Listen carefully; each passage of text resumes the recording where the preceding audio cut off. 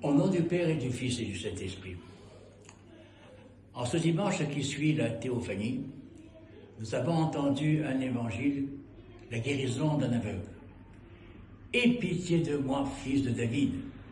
crie cet aveugle dans la foule, et on a envie de dire à travers la foule qui est agacée par ces appels. Mais le Seigneur répond, vient à sa rencontre. « Que veux-tu que je fasse pour toi ?» « Que je recouvre la vue, bien évidemment, dit-il. Va, recouvre la vue. Ta foi t'a sauvé. Ta foi t'a sauvé. » Nous appelons notre Seigneur le Sauveur. Le Sauveur est venu dans le monde pour le sauver. D'ailleurs, pour préciser, qu'on l'a déjà rappelé, il dit lui-même qu'il n'est pas venu pour le juger, mais pour le sauver. Et il accorde le salut gratuitement au monde entier.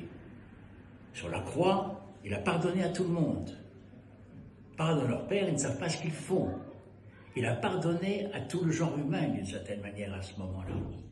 Mais il attend aussi que nous venions à sa rencontre, comme le montre notre icône de la résurrection. Il tend la main, mais à nous de l'attendre. Et voilà que cet aveugle s'écrie, il sent, il croit dans ce fils de David, donc il reconnaît déjà sa descendance de David et de celle d'Abraham. Et il croit qu'il va pouvoir faire quelque chose pour lui. Et en effet, comme il a cru, eh bien, il est sauvé et il recouvre la vue.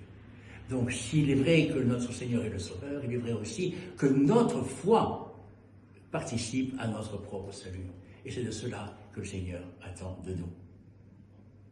Il est bon et miséricordieux. Il vient, il nous tend la main, mais donnons-lui notre main pour être sauvés. La question de la cécité mérite d'être soulignée rapidement. D'une manière générale, spirituellement, tous les épisodes des maladies et surtout donc des malformations, et en particulier la cécité et la paralysie, ont toujours un double sens, une signification, un sens physique, bien évidemment, physiologique, mais un sens spirituel, et tout particulièrement la vue. Et nous savons bien que nous ne voyons plus la lumière du royaume telle qu'elle nous a été offerte au début, si je puis dire, dans le paradis. À cause de notre désobéissance, nous avons établi une sorte de rideau, une sorte d'écran étanche. Mais par notre foi et par notre cheminement vers le Seigneur, justement, nous pouvons progressivement passer à travers cet écran pour retrouver la vue, la lumière du royaume. La lumière du royaume. C'est celle-là même que nous sommes supposés rayonner dans le monde. Dans ce monde qui, en ce moment, nous savons bien, peut-être plus qu'à d'autres moments, est en train de revenir dans une période de turbulence, et j'ai envie de dire de ténèbres.